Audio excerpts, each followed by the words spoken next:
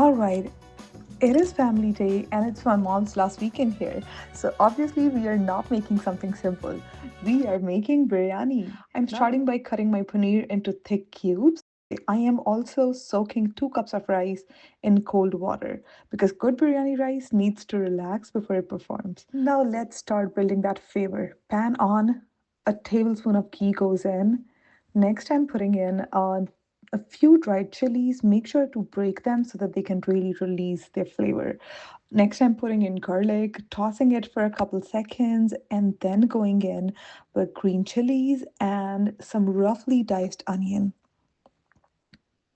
Make sure you saute all this on high flame. I'm adding a good handful of cashews. That's going to create the thick, creamy base for my biryani. Next, I'm putting half a can of diced tomatoes. You could use fresh tomatoes, that works just as well. So I'm going to cover this and let this cool down and blend this all into a puree. Now let's do a simple tempering for my gravy. Don't skip the butter, it's super important. And I'm adding the below spices: cardamom powder, red chili powder, turmeric powder, and coriander powder. Saute that for about 5 seconds, and you're gonna put the sauteed makhni gravy in this.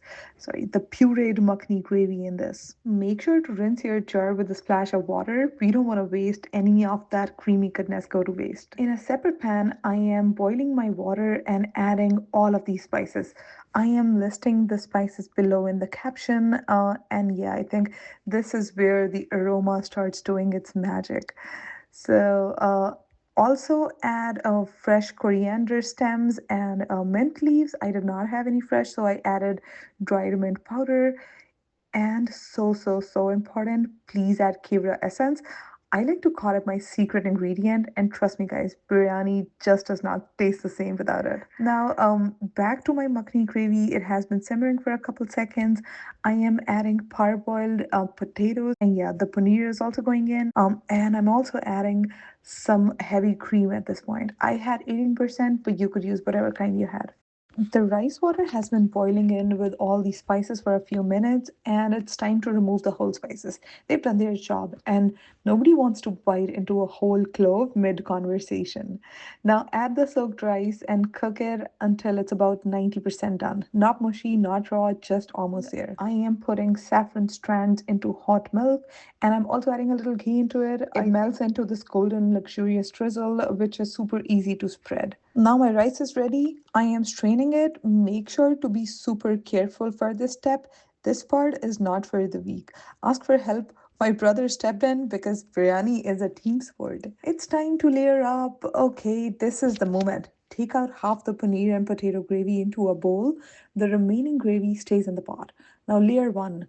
Half the rice goes in, spread it evenly, drizzle saffron milk, add raisins, add barista. I made mine in a microwave. Comment below if you want that video. And I think that's a really good hack if you love barista and don't want to eat all those calories that come with it. Now the remaining gravy that goes on top, and then the rest of the rice. More saffron milk, more raisins, more crispy onions. Every layer matters, and every layer brings something, just like family. I'll cover it tightly, place it on a tawa for indirect heat, low flame, 20 minutes. Cover and cook it. Okay, one final touch. I'm opening it up. Let the steam hit your face. That color, that aroma. Oh my God, it's amazing.